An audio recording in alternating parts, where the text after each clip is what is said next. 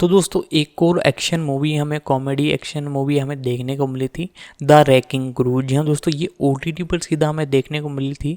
लोगों द्वारा इसे बड़ा पसंद किया जा रहा है और आप में से किसी सब्सक्राइबर ने इस मूवी के लिए कमेंट किया था, तो मैं स्पेशली आपके लिए वीडियो लेकर आया हूँ। इसके अंदर हम इस मूवी की सारी कुछ इन्फॉर्मेशन आपको बताएंगे, इसके pre production, releasing, casting fact, detail update, पूरी इन्फॉर्मेशन आपको बताने वाले हैं। तो आप वीडियो को लाइक कर दें, आगे मैं इसकी और इन्फॉर्मेशन आपको बताता हूँ। द रेकिंग क्रू 2026 में बनी एक अमेरिकी बड़ी कॉप एक्शन कॉमेडी फिल्म है जिसका निर्देशन एंजल मैनुअल सोटो ने किया है और इसे जॉनथन ट्रॉपर ने लिखा है। इसमें Jason Momoa, Dave Bautista, Claes Bang, Temuera Morrison, Jacob Batalon, Frankie Adams, Miyavi, Stephen Root और मोरेना बैकरिन ने अभिनय किया है। कथानक। निजी जासूस वॉल्टर हेल की हवाई में एक संदिग्ध हिट एंड रन दुर्घटना में मौत हो जाती है। उनके सौतेले भाई अमेरिकी नौसेना के सील जेम्स और निलंबित पुलिस जासूस जॉनी को उनकी मृत्यु की सूचना मिलती है। याकूजा के गुंडे जॉनी पर उसके ओक्लाहोमा स्थित घर पर हमला करते हैं क्योंकि उन्हें लगता है कि वॉल्टर ने उसे कोई पैकेज भेजा था। हालांकि जॉनी का वॉल्टर से कोई खास रिश्ता नहीं था, इसलिए शुरुआत में उसकी मौत से वो थोड़ा असमंजस में था। फिर भी वो अंतिम संस्कार में शामिल होने और उसकी मौत की जांच करने के लिए हवाई जाने का फैसला करता है। वहां उसकी मुलाकात जेम्स से होती है और वो उसकी पत्नी लीला और उनके बच्चों के साथ साथ उनकी चचेरी बहन नानी से भी मिलता है, जो गवर्नर पीटर माहो के लिए काम करती है और परिवार की पुरानी दोस्त भी है। जॉनी और जेम्स दोनों अलग अलग वॉल्टर की मौत की जांच करते हैं और अंततः उसके लूटे हुए अपार्टमेंट में पहुंचते हैं। वे वॉल्टर के सहायक पीका के साथ मिलकर काम करते हैं और एक सर्फ बोर्ड में छिपी हुई कैसीनो और रिसॉर्ट की योजनाएं पाते हैं। नानी की मदद से उन्हें पता चलता है कि कैसीनो हवाई की जमीन पर बनाया जाना है, जहां पहले से ही एक छोटा समुदाय बसा हुआ है। जॉनी और जेम्स कैसीनो डेवलपर मार्कस रॉबिचॉक्स के घर पर आयोजित एक पार्टी में घुसपैठ करते हैं। जॉनी को पता चलता है कि मार्कस और उसकी पत्नी मोनिका दोनों ने वॉल्टर को एक दूसरे की जांच करने के लिए काम पर रखा था, जबकि जेम्स का सामना याकूजा नेता नाकामुरा से होता है, जिसकी शेल कंपनी वॉल्टर की मौत में शामिल वाहन की मालिक है। जॉनी अगले दिन मोनिका से मिलने जाता है, लेकिन उसे मृत पाता है। मार्कस को दोषी मानते हुए वो उससे सामना करने के लिए घर लौटता है, लेकिन मार्कस के सुरक्षाकर्मियों द्वारा उसकी पिटाई की जाती है और उसे जेल में डाल दिया जाता है। जॉनी के रिहा होने के बाद जेम्स और जॉनी अपने मतभेदों को सुलझाने के लिए आपस में लड़ते हैं। जॉनी बताता है कि वो वॉल्टर की मौत की जांच इसलिए कर रहा है क्योंकि वो अपनी मां की हत्या का मामला सुलझाने में नाकाम रहा था। वहीं जेम्स बताता है कि उसने जॉनी को सिंडिकेट से बचाने के लिए दूर भेज दिया था। सिंडिकेट एक स्थानीय आपराधिक गिरोह है जिसे जॉनी अपनी मां की मौत के लिए जिम्मेदार मानता है और इसी वजह से दोनों के बीच दूरियां आ जाती हैं। जॉनी की पूर्व प्रेमिका वैलेंटीना उसे ओक्लाहोमा से फोन करती है और बताती है कि वॉल्टर का एक पैकेज उसके घर पहुंचा है। वैलेंटीना खुद पैकेज को हवाई ले जाती है, जहां उन्हें पता चलता है कि उसमें एक फ्लैश ड्राइव है जो वॉल्टर के डिजिटल वॉलेट की सुरक्षा कुंजी का काम करती है। तभी कुछ और याकूजा उन पर हमला कर देते हैं। उनसे लड़कर उन्हें पता चलता है कि डिजिटल वॉलेट में लाखों डॉलर के साथ साथ गवर्नर माहो के विदेशी बैंक खातों से संबंधित लेन देन की जानकारी भी है। वे इस निष्कर्ष पर पहुंचते हैं कि रॉबिचॉक्स याकूजा के साथ मिलकर गवर्नर को रिश्वत दे रहा था ताकि जुए को वैध बनाया जा सके और उसे हवाई की मातृभूमि पर एक कैसीनो बनाने की अनुमति मिल सके। और वॉल्टर की हत्या तब हुई जब उसने इस साजिश का खुलासा किया और फ्लैश ड्राइव जॉनी को भेज दी। जेम्स और जॉनी को रॉबिचॉक्स का फोन आता है, जिसमें वो लीला और नानी के अपहरण की जानकारी देता है और उनकी जान बचाने के बदले फ्लैश ड्राइव की मांग करता है। जेम्स और जॉनी उसके घर पर धावा बोलते हैं, लीला और नानी को छुड़ाते हैं और नाकामुरा और रॉबिचॉक्स को मार देते हैं। माहो को भ्रष्टाचार के आरोप में गिरफ्तार कर लिया जाता है, जबकि सिंडिकेट का सरगना याकूजा से संबंध रखने के बदले जॉनी को उसकी मां के हत्यारे का नाम बताता है। हालांकि जॉनी हत्यारे के नाम वाला कागज बारबेक्यू में जला देता है। जॉनी जेम्स के साथ हवाई में रहने का फैसला करता है और वे वॉल्टर द्वारा डिजिटल वॉलेट में छोड़े गए लाखों डॉलर खर्च करने की योजना बनाते हैं। ढालना: जेसन मोमोआ, जॉनी हेल के रूप में, जेम्स हेल के रूप में, डेव बॉटिस्टा, मार्कस रॉबिचॉक्स के रूप में, क्लेस bang, Temuera Morrison, governor Peter माहो के रूप में, जैकब बैटलन पिका के रूप में, होनानी नानी पलाकिको के रूप में, फ्रैंकी एडम्स मियावी नाकामुरा के रूप में, स्टीफन रूट जासूस सार्जेंट कार्ल रेनर्ट के रूप में, मोरेना बैकारिन वैलेंटीना के रूप में, मैया केलोहा लानी के रूप में, लीडिया पेखम ने मोनिका रॉबिचॉक्स की भूमिका निभाई, स्टीफन ओयंग अकिहिको के रूप में, मार्क आर ब्लैक ने मोंटी की भूमिका निभाई, अलेकई के रूप में डेविड हेकिली, केनुई बेल लीला हेल के रूप में रोइमाटा फॉक्स, ब्रेंसकॉम रिचमंड श्री के रूप में, जोसुआ तुइवा वालागी काई के रूप में, वॉल्टर हेल के रूप में ब्रायन एल केवलाना, उत्पादन विकास। इस फिल्म का निर्माण मेट्रो गोल्डविन मेयर के लिए जेफरी फियरसन ने किया है। इसे जोनाथन ट्रॉपर ने लिखा है। एमजीएम ने 2021 में इस प्रोजेक्ट के लिए 4 तरफा बोली युद्ध जीता, जो कथित तौर पर ट्रॉपर, जेसन मोमोआ और डेव बॉतिस्ता के मूल विचार से आया था। डेविड लीच को एक समय निर्देशन के लिए चुना गया था और हवाई में फिल्मांकन के लिए स्थानों की खोज की गई थी, लेकिन द फॉल गाय के साथ शेड्यूलिंग प्रतिबद्धताओं के कारण परियोजना का वह चरण विफल हो गया।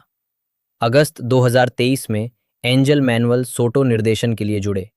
ढलाई 2021 में इस प्रोजेक्ट के लिए बोली लगाने की होड़ से पहले जेसन मोमोआ और डेव बॉतिस्ता के नाम सामने आए थे, जिसे एमजीएम ने जीत लिया।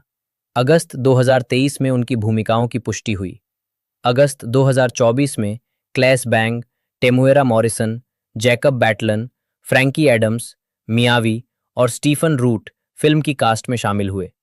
सितंबर में Morena Baccarin, Lydia Peckham, Roimata Fox और ब्रैंसकॉम रिचमंड के साथ कास्ट में शामिल हुई। ये फिल्म डेविड हेकली केनोई बेल की आखिरी अभिनय भूमिका थी, जिनका 12 जून 2025 को निधन हो गया। ये फिल्म उनकी एकमात्र अन्य अभिनय भूमिका है, क्योंकि बेल ने इससे पहले लीलो एंड स्टिच के लाइव एक्शन रीमेक में अपनी फिल्म की शुरुआत की थी, जिसमें इस फिल्म की सह कलाकार माया केलोहा ने अभिनय किया था। फिल्माने ने मुख्य फोटोग्राफी 5 अक्टूबर 2024 को हवाई और न्यूजीलैंड में शुरू हुई। संगीत बॉबी क्रलिक ने फिल्म के लिए संगीत तैयार किया, जिससे ये ब्लू बीटल के बाद सोतो के साथ उनका दूसरा सहयोग बन गया।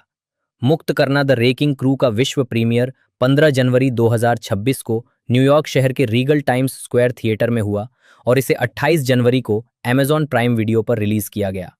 महत्वपूर्ण प्रतिक्रिया। समीक्षा संकलन वेबसाइट रॉटन टोमेटोज पर 68 आलोचकों की समीक्षाओं में से 74% सकारात्मक है।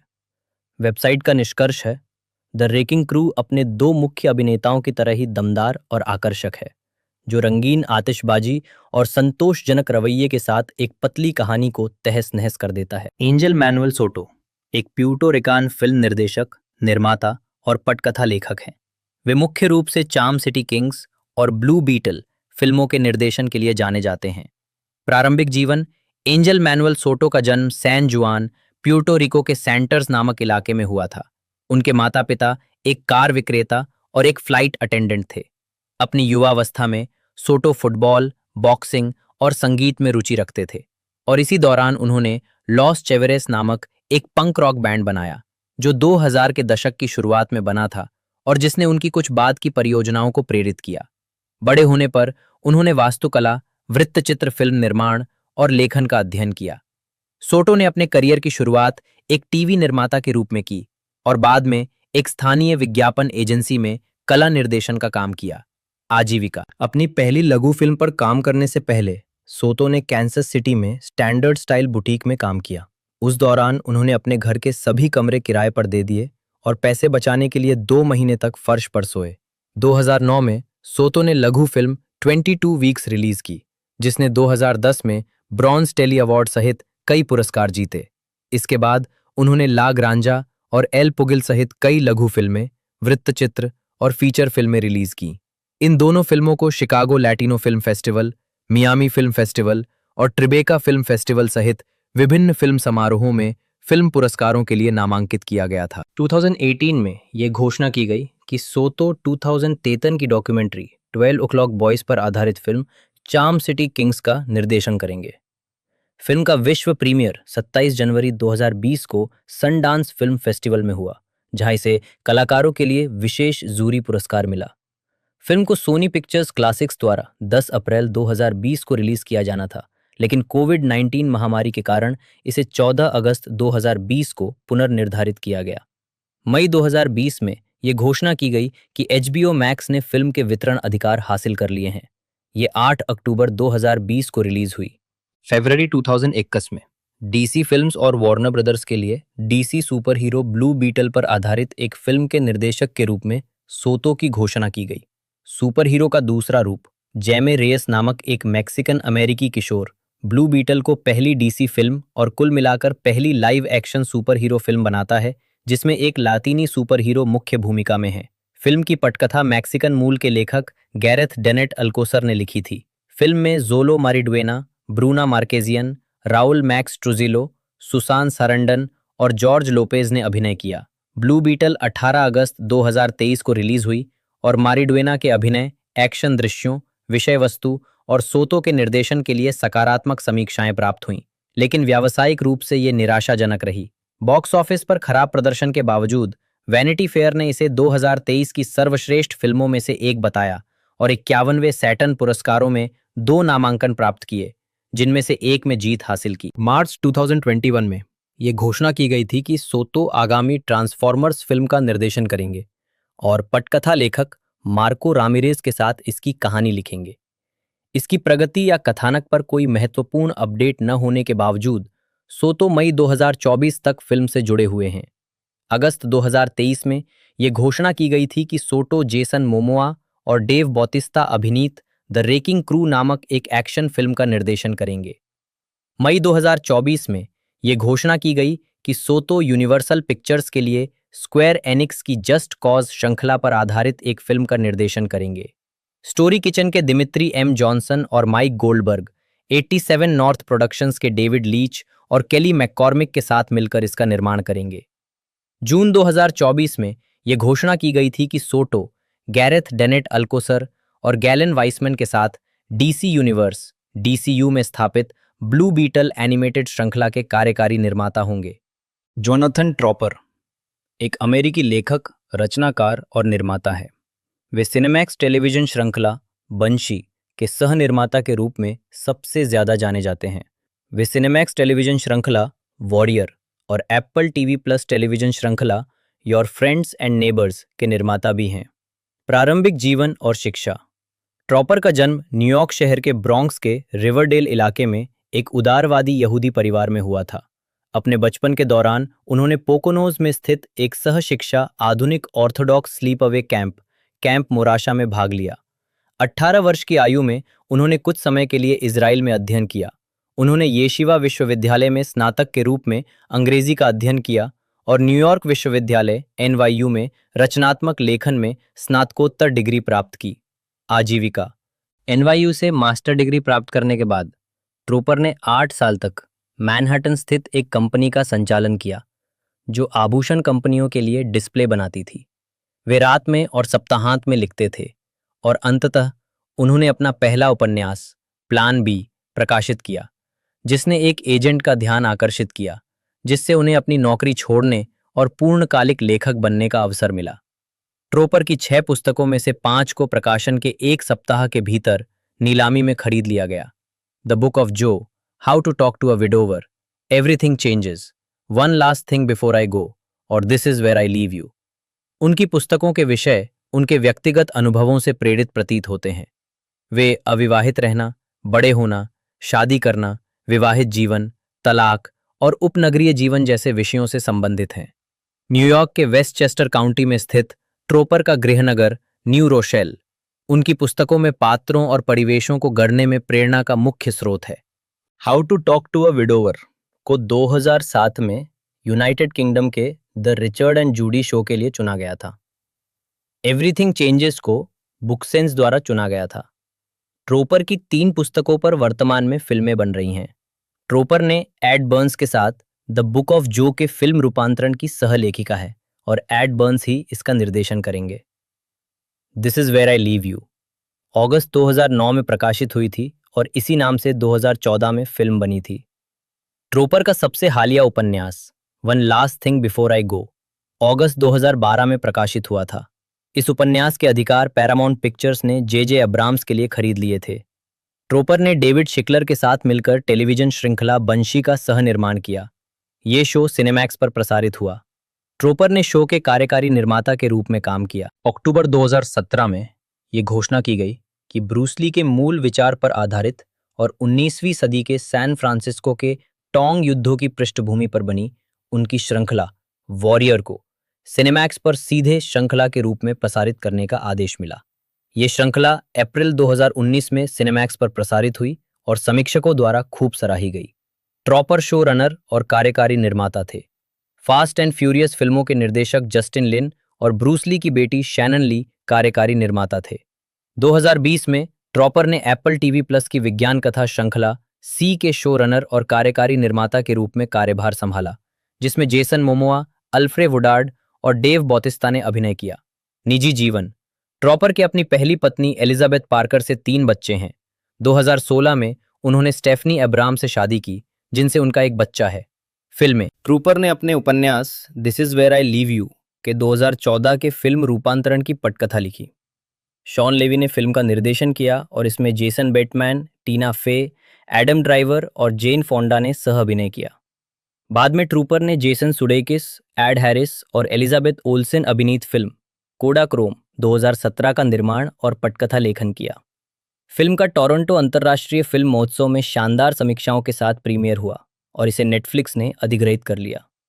ट्रूपर ने दी एडम प्रोजेक्ट की पटकथा लिखी, जो रायन रेनॉल्ड्स अभिनीत और शॉन लेवी द्वारा निर्देशित एक विज्ञान कथा थ्रिलर है। फिल्मोग्राफी: क्लैस कैस्पर बैंग 1967 एक डेनिश अभिनेता और संगीतकार है। उन्हें रूबेन ओस्टलुंड की 2017 की फिल्म द स्क्वायर में क्रिश्चियन की मुख्य भूमिका निभाने के लिए जाना जाता है, जिसने कान फिल्म फेस्टिवल में पाल्मे डियोर पुरस्कार जीता था, और रॉबर्ट एगर्स की 2022 की फिल्म द नॉर्थमैन में फ्जोल्निर की भूमिका के लिए भी। 2019 में उन्होंने द अफेयर के अंतिम सीजन में साशा मान की भूमिका निभाई और बीबीसी नेटफ्लिक्स श्रृंखला ड्रैकुला 2020 में काउंट ड्रैकुला के रूप में अभिनय करके उन्हें अंतर्राष्ट्रीय स्तर पर और अधिक पहचान मिली। द स्क्वायर में अपनी भूमिका के लिए वे सर्वश्रेष्ठ अभिनेता का यूरोपीय फिल्म पुरस्कार जीतने वाले पहले डेनिश व्यक्ति बने। बैंग ने दिस इज नॉट अमेरिका उपनाम से संगीत में भी अपना करियर बनाया है। प्रारंभिक जीवन और शिक्षा: क्लैस कैस्पर बैंग का जन्म डेनिश द्वीप फुनन के ओडेंस में हुआ था। अपने माता पिता के तलाक के बाद वो ज्यादातर अपने पिता के साथ रहते थे और अक्सर घर बदलते रहते थे। बड़े होने के दौरान उन्होंने कई स्कूलों में पढ़ाई की।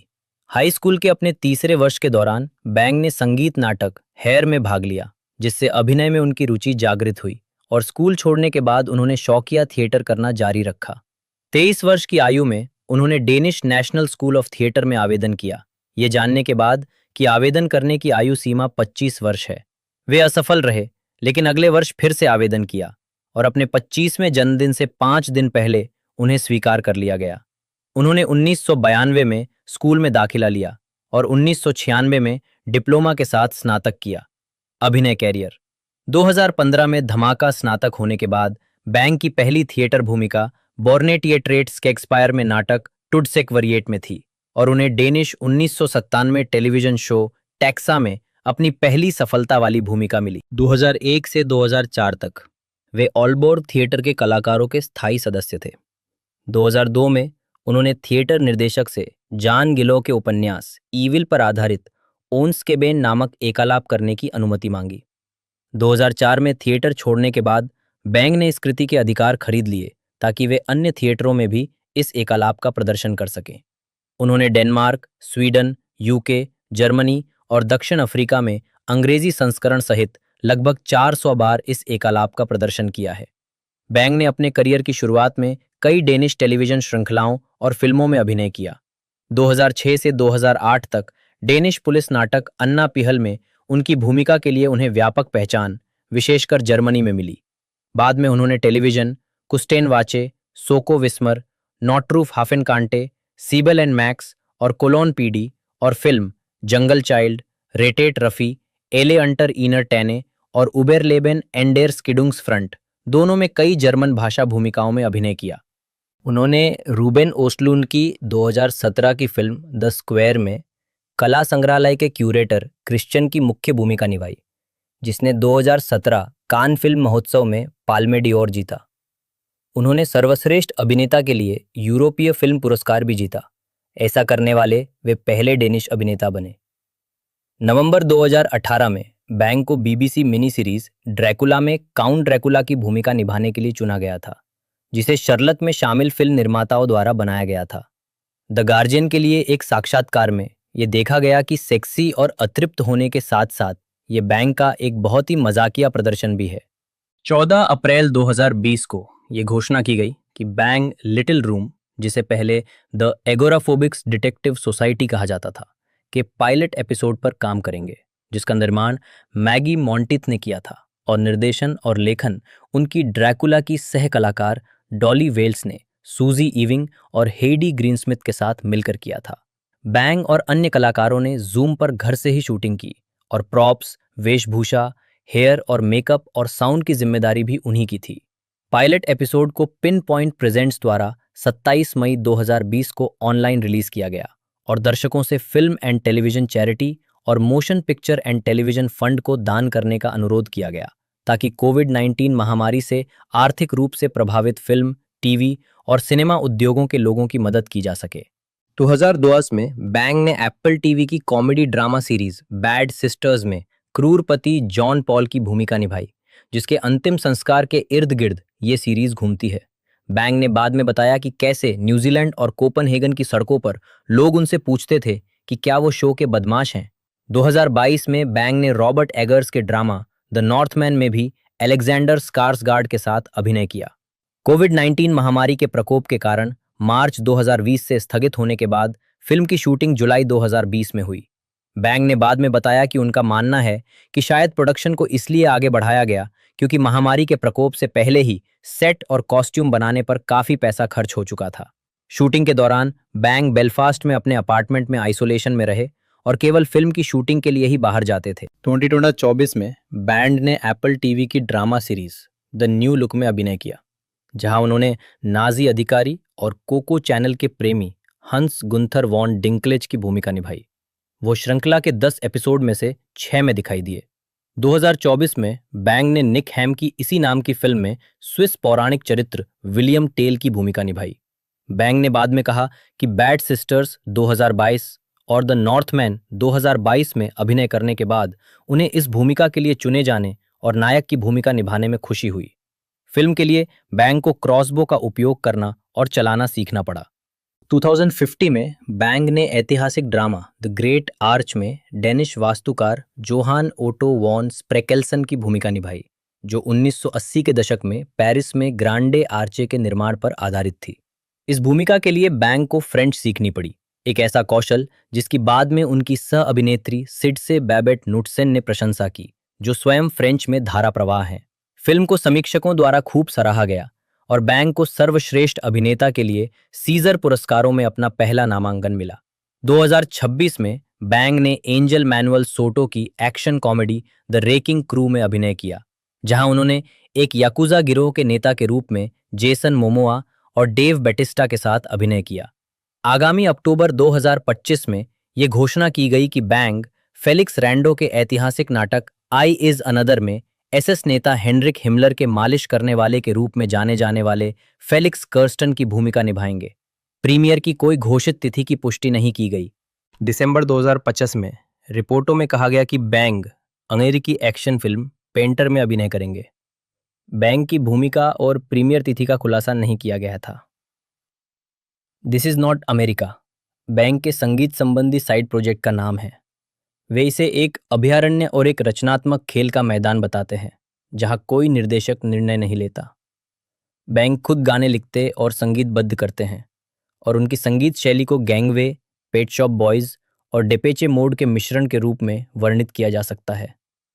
दिस इज नॉट अमेरिका के संगीत वीडियो और एल्बम आर्ट का निर्माण उनकी पत्नी लिस कैस्पर बैंग, नी लुई जेनसन की मदद से किया जाता है, जो फिल्मांकन और फोटोग्राफी करती हैं। बैंग ने 2002 में अपने कंप्यूटर पर रिकॉर्डिंग स्टूडियो बनाकर शौक के तौर पर संगीत रचना शुरू की। वो पियानो और गिटार के टुकड़े खुद रिकॉर्ड करते हैं। उन्होंने ये वाद्य यंत्र बचपन में सीखे थे और फिर उन्हें अपने कंप्यूटर पर अन्य ध्वनियों के साथ प्रोग्राम करते हैं। बैंग ने डीआर की अभिनेताओं द्वारा रचित गानों को प्रसारित न करने की नीति से बचने और अपने अभिनय करियर को लोगों द्वारा उनके संगीत की धारणा को प्रभावित करने से रोकने के लिए दिस इज नॉट अमेरिका उपनाम चुना। ये नाम डेविड बॉवी के एक गीत से लिया गया है, जो बैंग के आदर्शों में से एक हैं। उनके पहले 3 एकल गीत डोंट कम क्राइंग, शेमलेस और रन P3 पर 1 साल तक बजाए गए, इससे पहले कि स्टेशन को पता चला कि वे अभिनेता द्वारा बनाए गए थे। हालांकि उनके गाने कुछ और वर्षों तक विभिन्न डीआर रेडियो स्टेशनों पर बजते रहे। ये एकल बाद में 7 अप्रैल 2010 को डेब्यू एल्बम डिसलोकेटेड पर रिलीज किए गए थे। बैंग के 2 सह कलाकारों ने दिस इज नॉट अमेरिका के कुछ गानों में अपनी उपस्थिति दर्ज कराई है। 2015 में उन्होंने डेनिश पुलिस ड्रामा अना पिहल में अपनी सह कलाकार शार्लोट मंक के साथ स्टिल ऑफ द नाइट नामक एकल गीत रिलीज किया। द स्क्वायर की शूटिंग के दौरान बैंक को पता चला कि उनकी सह कलाकार टेमुएरा डेरेक मॉरिसन MNJDM न्यूजीलैंड के एक अभिनेता है जिन्होंने अपने देश में पहली बार शॉर्टलैंड स्ट्रीट नामक धारावाहिक में डॉक्टर होन रोपाटा की भूमिका निभाकर पहचान हासिल की। 1994 में आई फिल्म वंस वेयर वॉरियर्स और इसके 1999 में आए sequel what becomes of the broken hearted में जेक द मस हेके के किरदार के लिए उन्हें आलोचकों से खूब सराहना मिली। न्यूजीलैंड के बाहर मॉरिसन को स्टार वॉर्स मल्टीमीडिया फ्रेंचाइजी में उनके काम के लिए सबसे ज्यादा जाना जाता है, जहां उन्होंने जांगो फेट और उनके कई आनुवंशिक क्लोन, जिनमें क्लोन ट्रूपर्स और जांगो के क्लोन बेटे बोबा फेट शामिल है, की भूमिकाएं निभाई है। उन्होंने 2002 की film attack of the clones में जांगो की भूमिका की शुरुआत की थी। मॉरिसन ने 2004 में द एम्पायर स्ट्राइक्स बैक के पुनः रिलीज विभिन्न स्टार वॉर्स वीडियो गेम्स में बोबा फेट को आवाज दी और द मैंडलोरियन 2019 के दूसरे सीजन और spin off show the book of Boba Fett 2021-2022 में बोबा का पूरा किरदार निभाया। 2022 में उन्होंने Black Ops thriller series Echo 3 में एक आवर्ती भूमिका निभाई।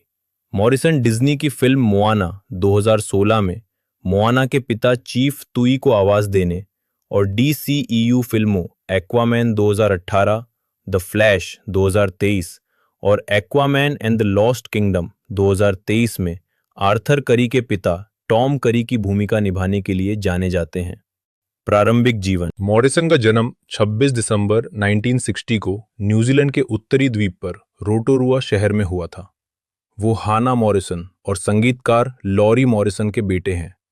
वो ते अरावा और तेनुई वाकापाका माओरी है और उसके पास स्कॉटिश और आयरिश वंश भी है। उनकी बहन कलाकार टैनी मॉरिसन थीं और उनके चाचा संगीतकार सर हॉवर्ड मॉरिसन थे। उनकी माध्यमिक शिक्षा वेस्ले कॉलेज ऑकलैंड और western Heights high school Rotorua में हुई। आजीविका 1973-2014 फिल्म और संगीत। मॉरिसन ने 1973 में आई फिल्म रंगीज कैच से अपने फिल्मी करियर की शुरुआत की, जिसमें उन्होंने मुख्य किरदार निभाया था। उन्होंने New Zealand special performing arts training scheme के तहत ड्रामा की ट्रेनिंग ली। उनकी शुरुआती मुख्य भूमिकाओं में से एक 1988 में आई फिल्म नेवर से डाई थी, जिसमें उनके साथ लीसा इल्बैकर थीं। इसके बाद उन्होंने 1992 से 1995 तक टेलीविजन सोप ओपरा शॉर्टलैंड स्ट्रीट में डॉक्टर होन रोपाटा का किरदार निभाया। 1994 में एलोन डफ के उपन्यास वंस वेयर वॉरियर्स पर आधारित फिल्म वंस वेयर वॉरियर्स में हिंसक और दुर्व्यवहार करने वाले माओरी पति जेक द मस हेके की भूमिका के लिए उन्हें प्रसिद्धि मिली। ये फिल्म न्यूजीलैंड में सबसे सफल स्थानीय फिल्म बनी और कई देशों में प्रदर्शित हुई। इस भूमिका ने उन्हें अंतर्राष्ट्रीय ख्याति दिलाई और 1994 के न्यूजीलैंड फिल्म और टेलीविजन पुरस्कारों में उन्हें सर्वश्रेष्ठ पुरुष नाटकीय प्रदर्शन का पुरस्कार मिला। उन्होंने इसके sequel what becomes of the broken hearted में भी यही भूमिका निभाई, जिसके लिए उन्हें न्यूजीलैंड फिल्म पुरस्कारों से सर्वश्रेष्ठ अभिनेता का पुरस्कार मिला। मॉरिसन ने 2010 में कहा कि उन्हें लगा कि इस भूमिका ने उन्हें एक ही तरह की भूमिकाओं तक सीमित कर दिया है, यहां तक कि ये उनके लिए एक बोझ बन गई थी। 1996 में वो पामेला एंडरसन की फिल्म बार्ब वायर में दिखाई दिए। उन्होंने स्पीड 2, क्रूज कंट्रोल 1997 और द ब्यूटीफुल कंट्री 2004 में सहायक भूमिकाएं निभाई हैं। 2005 में मॉरिसन न्यूजीलैंड टेलीविजन पर talk show the time show के होस्ट बने।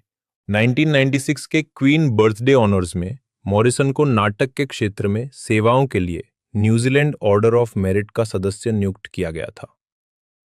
उन्होंने 2009 में आत्मकथा लिखना शुरू किया, जिससे उन्हें उम्मीद थी कि दूसरों को सितारों तक पहुंचने के लिए प्रेरणा मिलेगी। उन्होंने नवंबर 2014 के अंत में सोनी म्यूजिक एंटरटेनमेंट एनजेड के माध्यम से अपना पहला एल्बम टेम रिलीज किया। इसमें उन गानों के कवर शामिल हैं जिन्हें उनके पिता और चाचा सर हॉवर्ड मॉरिसन ने उनके बड़े होने के दौरान स्थानीय स्थानों पर प्रस्तुत किया था।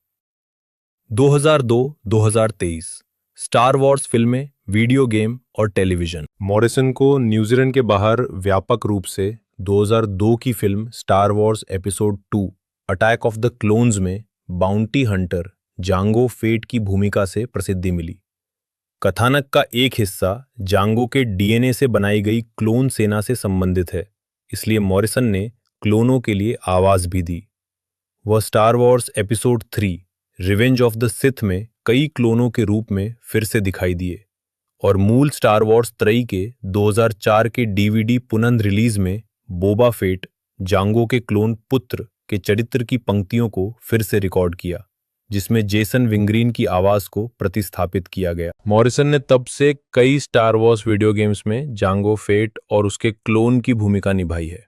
ये सभी गेम लूकस आर्ट्स द्वारा निर्मित है। उन्होंने स्टार वॉर्स रिपब्लिक कमांडो 2005 में क्लोन कमांडो बॉस की भूमिका निभाई। स्टार वॉर्स बैटलफ्रंट 2004 में सभी सैनिकों को आवाज दी और इसके सीक्वल बैटलफ्रंट 2 2005 में जांगो और बोबा फेट दोनों को आवाज दी। मॉरिसन ने स्टार वॉर्स बाउंटी हंटर 2002 में जांगो के रूप में अपनी भूमिका दोहराई।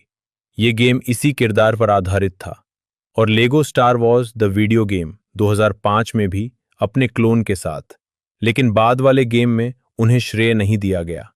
उन्होंने 2006 के game Star Wars Empire at War में बोबा को आवाज दी और डाइस के स्टार वॉर्स बैटलफ्रंट 2015 और बैटलफ्रंट 2 2017 में भी, जिनमें से बाद वाला ईए द्वारा निर्मित था। मॉरिसन ने द मैंडलोरियन के दूसरे सीजन में पहली बार बोबा फेट का शारीरिक रूप धारण किया। शो में मॉरिसन ने किरदार के एक उम्रदराज जर्जर संस्करण को चित्रित किया है। मॉरिसन के फेट के चेहरे पर गहरे निशान हैं और अपने कवच को पुनः प्राप्त करने और उसे ठीक करने से पहले वह गहरे रंग के वस्त्र पहनते हैं। मॉरिसन कहते हैं कि शारीरिक रूप से जर्जर दिखने के कारण उन्होंने अपनी आवाज को और अधिक कर्कश बनाया, मानो बोबा के स्वर रज्जू उसके अतीत के आघातों से प्रभावित हुए हों। इस भूमिका के साथ मॉरिसन फेट के चित्रण में अपनी माओरी संस्कृति का कुछ अंश भी ला सके। द न्यूयॉर्क टाइम्स के साथ एक साक्षात्कार में उन्होंने कहा कि वह उस तरह की भावना और ऊर्जा जिसे हम वैरुआ कहते हैं लाना चाहते थे और उन्होंने उस प्रभाव का उपयोग अपने ऑन स्क्रीन लड़ाई के दृश्यों में किया, चाहे वह हाथ से हाथ की लड़ाई हो या हथियार चलाना। 2020 में द मैंडलोरियन श्रृंखला के एक स्पिन ऑफ की घोषणा की गई, जिसका शीर्षक the book of Boba Fett था। मॉरिसन ने बोबा फेट के रूप में अपनी भूमिका दोहराई 1983 की film written of the JD की घटनाओं के बाद फेट के जीवन का अनुसरण करते हुए। श्रृंखला का प्रीमियर 29 दिसंबर 2021 को हुआ। 2022 में मॉरिसन ने ओबी-वान केनोबी टीवी श्रृंखला में एक बेघर अनुभवी क्लोन सैनिक के रूप में एक कैमियो उपस्थिति दर्ज की। 2023 में उन्होंने अहोका के पहले सीजन के एक एपिसोड में रेक्स और अन्य क्लोनों को आवाज दी। 2008 वर्तमान अन्य भूमिकाएं। मॉरिसन जून और जुलाई 2008 में 6 सप्ताह के लिए शॉर्टलैंड स्ट्रीट लौट आए और उन्होंने डॉक्टर होन रोपाटा की भूमिका को फिर से निभाया। 2008 में वह न्यूजीलैंड के skit comedy television show pulp sport में एक ऐसे स्केच में दिखाई दिए जिसमें उनके क्लोन होने का मजाक उड़ाया गया था। मॉरिसन कई डीसी कॉमिक्स से संबंधित फिल्मों में दिखाई दिए हैं। 2011 की फिल्म ग्रीन लैंटर्न में उन्होंने अबिन-सुर की भूमिका निभाई। 2018 में उन्होंने एक्वामैन में लाइट हाउस कीपर टॉम करी शीर्षक चरित्र के पिता की भूमिका निभाई। मॉरिसन ने 2023 में रिलीज हुई द फ्लैश और दिसंबर 2023 में रिलीज हुई Aquaman and the lost kingdom में इस भूमिका को दोहराया। मॉरिसन ने 2016 में आई इसी नाम की एनिमेटेड डिज्नी फिल्म में मोआना के पिता चीफ तुई को भी अपनी आवाज दी थी। उन्होंने 2024 में आई सीक्वल में भी उसी भूमिका को दोहराया और क्रिस्टोफर जैक्सन के बजाय तुई के गाने की आवाज भी दी। उन्होंने 2025 में Hawaiian period drama mini series chief of war में काहेकिली की भूमिका निभाई, जिसका कार्यकारी निर्माण और सह अभिनय जेसन मोमोआ ने एप्पल टीवी प्लस के लिए किया था।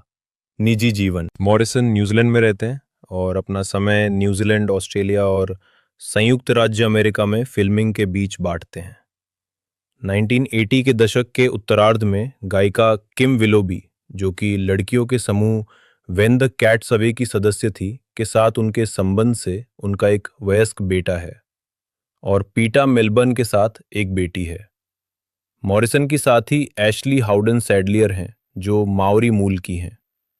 फिल्मोग्राफी पतली परत वर्ष शीर्षक भूमिका नोट्स 1972 रंगी का कैच रंगी, 1986 दूसरे आधे टोनी, 1988 कभी हार मत मानो आल्फ विंटर्स, मौरी, युवा पुलिस वाला घास काटने वाला सार्जेंट हैरिस टेलीविजन फिल्म, 1994 एक समय के योद्धा जेक द मस हेके, 1996 कंटिया तार एक्सेलहुड, डॉक्टर मोरो का द्वीप अजाजेलो, टूटी फूटी अंग्रेजी मनु, छोटे सफेद झूठ, टिम मार खाने वाला लड़का जैक टेलीविजन फिल्म, 1997 गति 2, क्रूज, नियंत्रण प्रथम अधिकारी जूलियानो, 1998 6 दिन 7 रातें येगर, 1999 टूटे हुए दिल का क्या होता है जेक द मस हेके, शाम से भोर तक 3, जल्लाद की बेटी Mauricio Jallad direct to video, 2000 ऊर्ध्वाधर सीमा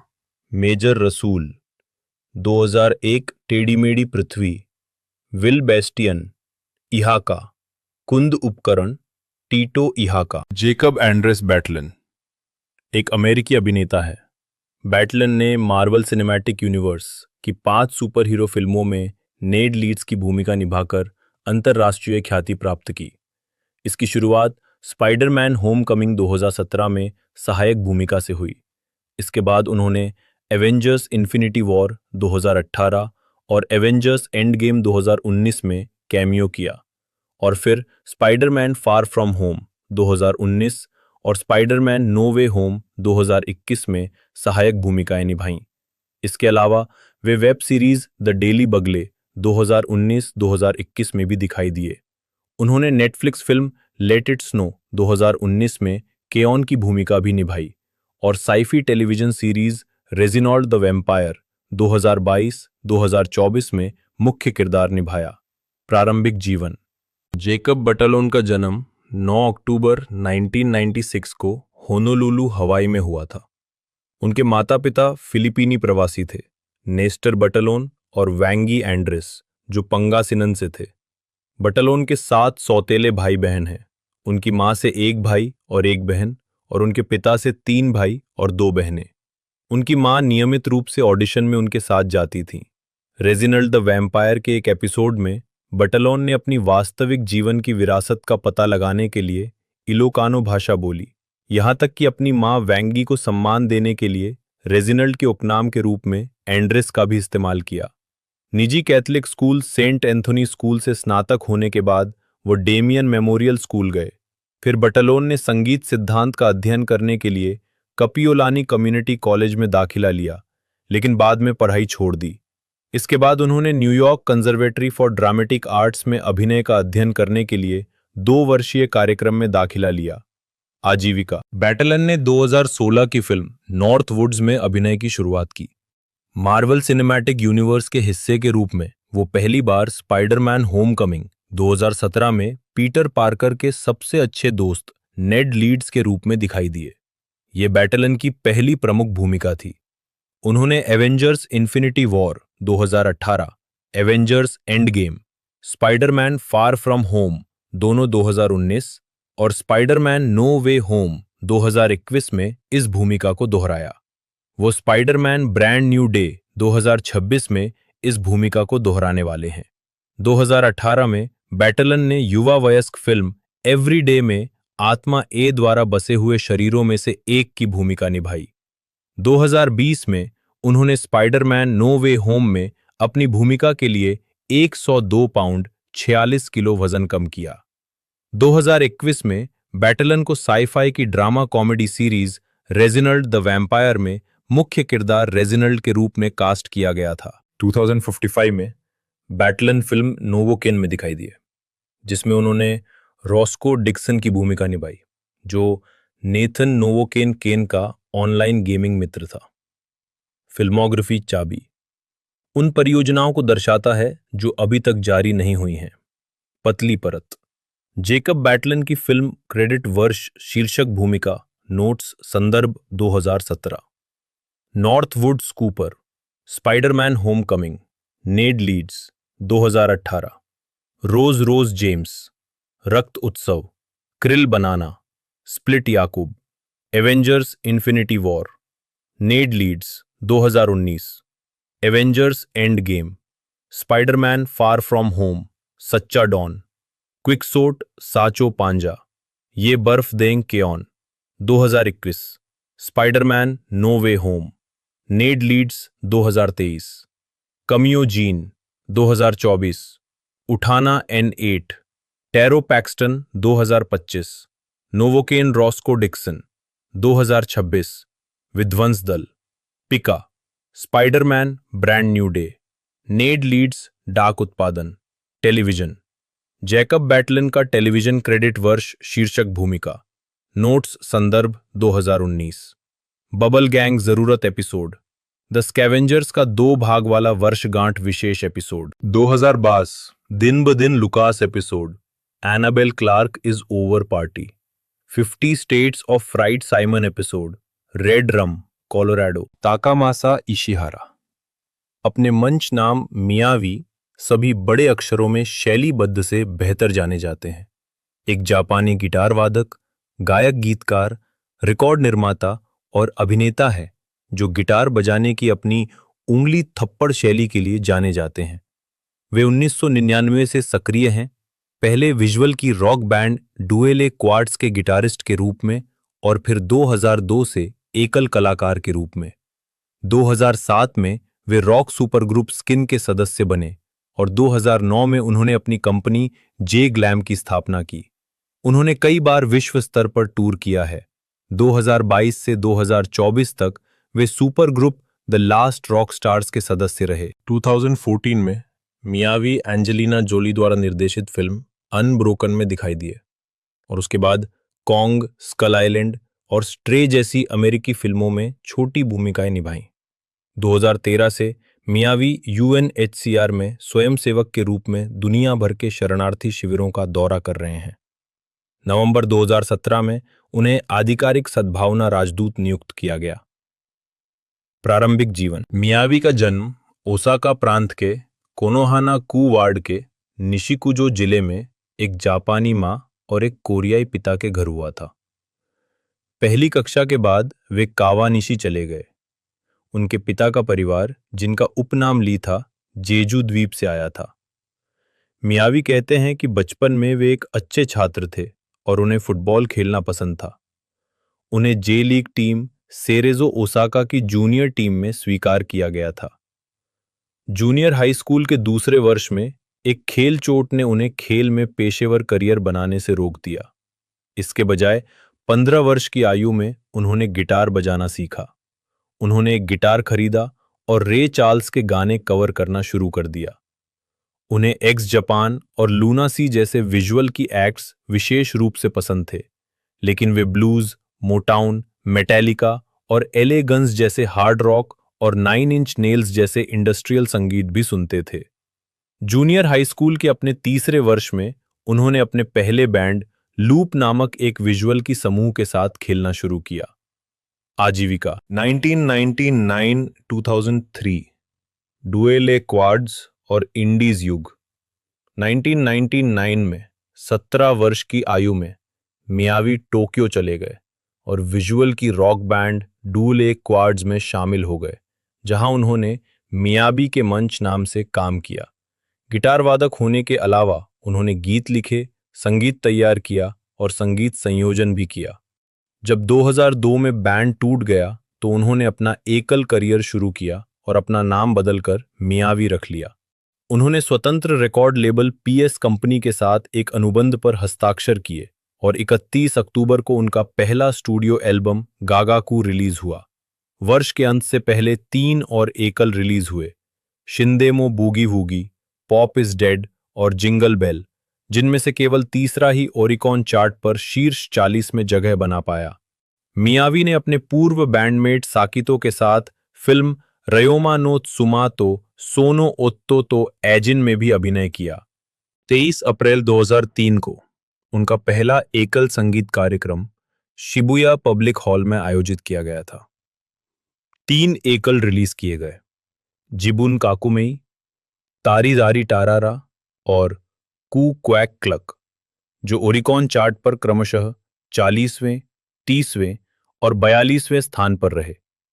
2 दिसंबर को उनका दूसरा स्टूडियो एल्बम गैल्यू रिलीज हुआ। यह 44वें स्थान पर रहा। 2004-2006 प्रमुख कलाकार और पॉप ध्वनिक संगीत का युग। 2004 में उन्होंने फिल्म ओरे सामा में स्वयं के रूप में अभिनय किया।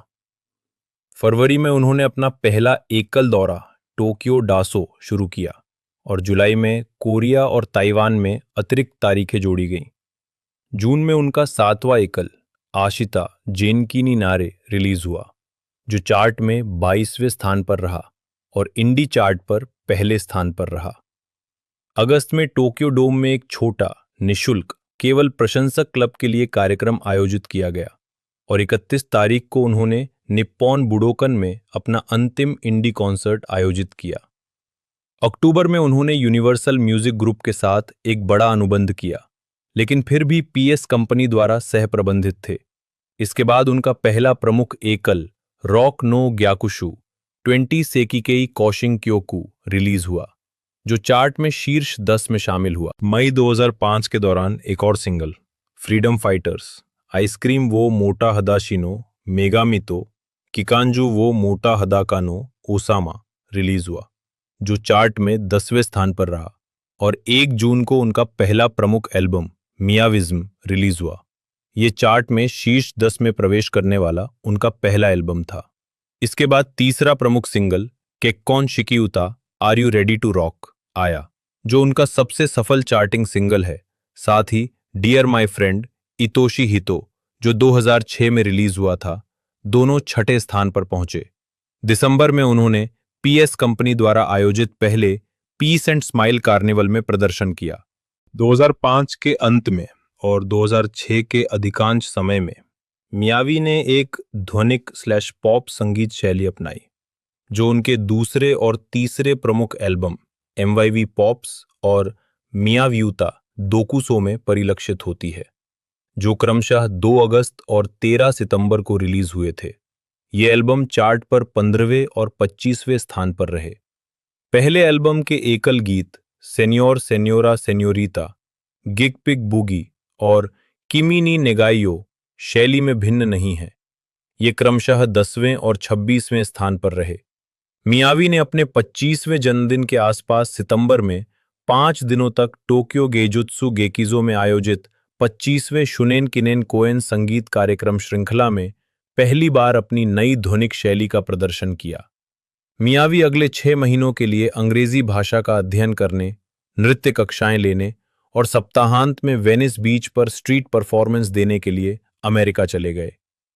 2007-2008 अमेरिका में पदार्पण स्किन विश्व दौरा। मियावी बार्सिलोना में 2008। 17 फरवरी को ब्रेक डांसर मिस्टर फ्रीज द्वारा आमंत्रित किए जाने पर मियावी ने स्थानीय डीजे और परकशनिस्ट के साथ संयुक्त राज्य अमेरिका में अपने पहले एकल संगीत कार्यक्रम में लास वेगस के MGM ग्रैंड में टैबू अल्ट्रा लाउंज में प्रदर्शन किया। 25 मई को लॉस एंजलिस के विल्टर्न थिएटर में योशिकी द्वारा आयोजित जेरोक रेवोल्यूशन संगीत कार्यक्रम में यह आधिकारिक तौर पर घोषित किया गया कि मियावी स्किन नामक बैंड के सदस्य होंगे। 29 जून को बैंड ने लॉन्ग बीच, कैलिफोर्निया में एनिमे एक्सपो में अपना पहला और एकमात्र संगीत कार्यक्रम आयोजित किया। अपने जून में मियावी का 7वां प्रमुख एकल और कुल मिलाकर 14वां साकिहो कोरु हाना नो योनी नियो विजुअलिज्म काबुकी डंशी जापान में रिलीज हुआ, जो चार्ट में 12वें स्थान पर रहा। जुलाई में एक रीमिक्स विस्तारित play 7 samurai sessions VR Kavki boys release हुआ, जिसमें उनके पिछले गानों के पुनर्व्यवस्थापन शामिल थे। ये चार्ट में 44वें स्थान पर रहा। इसके बाद मियावी का राष्ट्रव्यापी दौरा शुरू हुआ, जो 16 जुलाई को शुरू हुआ। उन्होंने जर्मनी के बॉन में एनिमैजिक में भी प्रदर्शन किया और दक्षिण कोरिया के सियोल में भी। नवंबर में उनका 10वां प्रमुख एकल Subarashiki Kana, Kono Sekai, what a wonderful world release हुआ, जो चार्ट में 13वें स्थान पर रहा। 16 जनवरी 2008 को उनका 9वां प्रमुख एकल गीत हीनो हिकारी साए तोदो कनाई कोनो बाशोदे रिलीज हुआ, जिस पर उन्होंने साथी स्किन गिटार वादक सुगीजो के साथ सहयोग किया। ये उनका तीसरा एकल गीत था जो शीर्ष 10 में शामिल हुआ। 19 मार्च को उनका चौथा प्रमुख studio album this is the जापानी काबुकी रॉक शीर्षक से रिलीज हुआ, जो चार्ट में 25वें स्थान पर रहा। मई में इसके बाद उनका पहला विश्वव्यापी दौरा दिस इज द जापानी काबुकी रॉक टूर 2008 हुआ, जिसमें संयुक्त राज्य America, Chile, Brazil, Germany, England, Netherland, Spain, Sweden, Finland, France, Taiwan, दक्षिण कोरिया, मुख्य भूमि चीन और जापान में 33 संगीत कार्यक्रम शामिल थे। इस दौरे में लगभग 48,385 मील की दूरी तय की गई, जो लगभग 2 बार दुनिया का चक्कर लगाने के बराबर है, और अधिकांश संगीत कार्यक्रम हाउसफुल रहे और मीडिया संगठनों द्वारा व्यापक रूप से कवर किए गए। ये इतिहास में किसी जापानी कलाकार द्वारा किया गया सबसे सफल अंतर्राष्ट्रीय दौरा था। 27 जून को एक संकलन album Azn pride this is the Japanese kabuki rock Korea और ताइवान में रिलीज हुआ, बाद में जापान में भी, जो 44वें स्थान पर रहा। सितंबर में उन्होंने बीजिंग में प्रदर्शन किया। 24 दिसंबर को एक रीमिक्स एल्बम रूम नंबर 3 बत्तो से रिलीज हुआ, जो शीर्ष 100 में जगह बनाने में असफल रहा। 2009 में 3 जनवरी को मियावी ने निप्पॉन बुडोकान में पीएस कंपनी द्वारा आयोजित 10वीं वर्षगांठ के उपलक्ष्य में एक संगीत कार्यक्रम में प्रस्तुति दी। 5 अप्रैल को मियावी ने पीएस कंपनी छोड़ दी क्योंकि उनका 10 साल का अनुबंध समाप्त हो गया था, और 8 अप्रैल को उन्होंने अपनी खुद की कंपनी जे ग्लैम इंक लॉन्च की, जिसके वे अध्यक्ष हैं। 22 अप्रैल को एक संकलन album Victory Road to the King of Neo Visual Rock जारी किया गया, जिसमें यूनिवर्सल ग्रुप के साथ उनके सभी प्रमुख एकल शामिल हैं। 1 जून को सुपर हीरो नामक एक नया गीत उनके आधिकारिक माइस्पेस के माध्यम से जारी किया गया, और सितंबर में उनका अंतर्राष्ट्रीय फैन क्लब खोला गया। 19 सितंबर को मियावी ने अपने दूसरे विश्वव्यापी दौरे नियो टोक्यो समुराई ब्लैक 2009-2010 की शुरुआत मॉस्को, रूस में की। उन्होंने यूरोप में 17 संगीत कार्यक्रम आयोजित किए, ऑस्ट्रिया, हंगरी और इटली का पहली बार दौरा किया। ये दौरा तुरंत दक्षिण अमेरिका में जारी रहा, जहां उन्होंने ब्राजील, अर्जेंटीना, चिली और मैक्सिको में संगीत कार्यक्रम प्रस्तुत किए। बीमारी और चोट के कारण संयुक्त राज्य अमेरिका का दौरा रद्द कर दिया गया, लेकिन मियावी नवंबर में टेक्सास के एनिमे मत्सुरी में प्रदर्शन करने में सफल रहे। 31 दिसंबर को उन्होंने ईएमआई म्यूजिक जापान के साथ एक नए अनुबंध पर हस्ताक्षर किए। 10 मार्च 2010 को उनका पहला एकल गीत सर्वाइव आईट्यून्स के माध्यम से ईएमआई के साथ रिलीज हुआ। 28 मार्च को ओकिनावा के ह्यूमन स्टेज और देश भर में संगीत कार्यक्रम के साथ उनका विश्वव्यापी दौरा जारी रहा। जून और जुलाई की शुरुआत में उन्होंने संयुक्त राज्य अमेरिका और कनाडा का दौरा किया, और अक्टूबर में पहली बार ऑस्ट्रेलिया का दौरा किया। 15 सितंबर को उनका 11वां प्रमुख एकल गीत टॉर्चर रिलीज हुआ। 13 अक्टूबर को उनका 5वां studio album what's my name release हुआ, जो चार्ट में 26वें स्थान पर रहा। 6 नवंबर को उन्होंने सैतामा सुपर एरेना में ईएमआई रॉक्स की 50वीं वर्षगांठ के कार्यक्रम में प्रस्तुति दी।